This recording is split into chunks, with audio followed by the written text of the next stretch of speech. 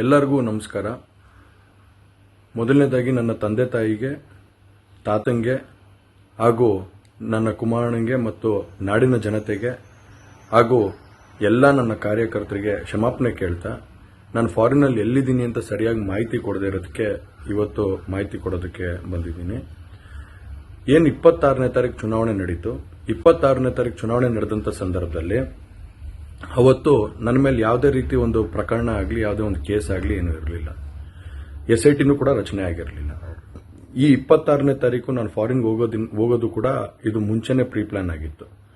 ಹಾಗಾಗಿ ನಾನು ಫಾರಿನ್ ಹೊರಟಾದ ಮೇಲೆ 3-4 ದಿನದ ನಂತರ ನಾನು ಯೂಟ್ಯೂಬ್ ನೋಡುವಂಥ ಸಂದರ್ಭದಲ್ಲಿ, ನ್ಯೂಸ್ ಚಾನೆಲ್ ನೋಡುವಂಥ ಸಂದರ್ಭದಲ್ಲಿ ನನಗೆ ಈ ಮಾಹಿತಿ ದೊರಕುವಂಥ ಕೆಲಸ ಆಯಿತು. ಮಾಹಿತಿ ದೊರಕಿದ ಮೇಲೆ ನಂತರ SITನೂ ಕೂಡ ಏನು ಒಂದು ನೋಟಿಸ್ ಕೊಡುವಂಥ ಕೆಲಸ ಮಾಡಿತು. ಆ SIT ನೋಟಿಸ್ಗೂ ಕೂಡ ನಾನು ಎಕ್ಸ್ ಖಾತೆ ಮುಖಾಂತರ ಮತ್ತು ನನ್ನ ಲಾಯರ್ ಮುಖಾಂತರ ನಾನು 7 ದಿನ ಸಮಯ ಅವಕಾಶ ಕೇಳಿದ್ದೆ.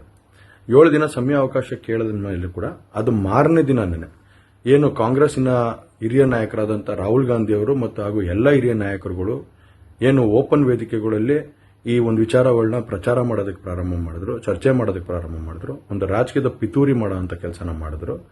ಇದೆಲ್ಲ ನೋಡಿದಂಥ ಸಂದರ್ಭದಲ್ಲಿ ನಾನು ಡಿಪ್ರೆಷನ್ಗೆ ಹೋಗುವಂಥ ಕೆಲಸ ಆಯಿತು, ಐಸೋಲೇಷನ್ಗೆ ಹೋಗುವಂಥ ಕೆಲಸ ಮಾಡಿಕೊಂಡೆ. ಹಾಗಾಗಿ ನಾನು ಮೊದಲನೇದಾಗಿ ನಿಮ್ಮೆಲ್ಲರನ್ನೂ ಕ್ಷಮಾಪಣೆ ಕೇಳಿದೆ, ದಯವಿಟ್ಟು ಕ್ಷಮಿಸಿ ಅಂತ ಕೇಳಿದೆ ನಾನು.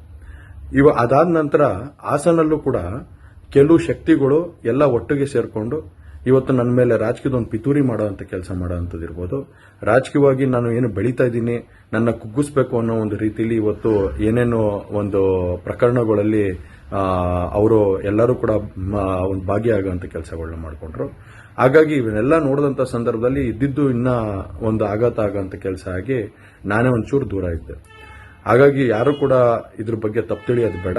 ನಾನೇ ಖುದ್ದಾಗಿ ಶುಕ್ರವಾರ ಏನು 31ನೇ ತಾರೀಕು 10 ಗಂಟೆಗೆ SIT ಮುಖಾಂತರ SIT ಮುಂದೆ ಬಂದು ನಾನು ಸಂಪೂರ್ಣ ಈ ಇನ್ವೆಸ್ಟಿಗೇಷನ್ಗೆ ಸಹಕಾರ ಕೊಡೋ ಮುಖಾಂತರ ನಾನು ಇದಕ್ಕೆ ಸರಿಯಾದ ರೀತಿಯಲ್ಲಿ ಉತ್ತರ ಕೊಡುವಂಥ ಕೆಲಸನ ಮಾಡ್ತೀನಿ.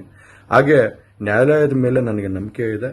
ಖಂಡಿತವಾಗ್ಲೂ ಕೂಡ ನಾನು ಈ ಒಂದು ಏನು ಸುಳ್ಳಿನ ಪ್ರಕರಣಗಳಿದಾವೆ, ಈ ಸುಳ್ಳು ಪ್ರಕರಣದಿಂದ ಆಚೆ ಬರೋಂಥ ಕೆಲಸನ ನ್ಯಾಯಾಲಯದ ಮುಖಾಂತರನೇ ಮಾಡ್ಕೋತೀನಿ ಅನ್ನೋ ಒಂದು ನಂಬಿಕೆ ನನ್ನಲ್ಲಿ ಏನಿದೆ. ಹಾಗೂ ದೇವರ ಆಶೀರ್ವಾದ ಮತ್ತು ಜನರ ಆಶೀರ್ವಾದ, ನನ್ನ ಕುಟುಂಬದ ಆಶೀರ್ವಾದ ನನ್ನ ಮೇಲೆ ಇರಲಿ. ಖಂಡಿತವಾಗ್ಲೂ ನಾನು ಈ 31ನೇ ತಾರೀಕು ಶುಕ್ರವಾರ ನಾನು SIT ಮುಂದೆ ಬರ್ತೀನಿ.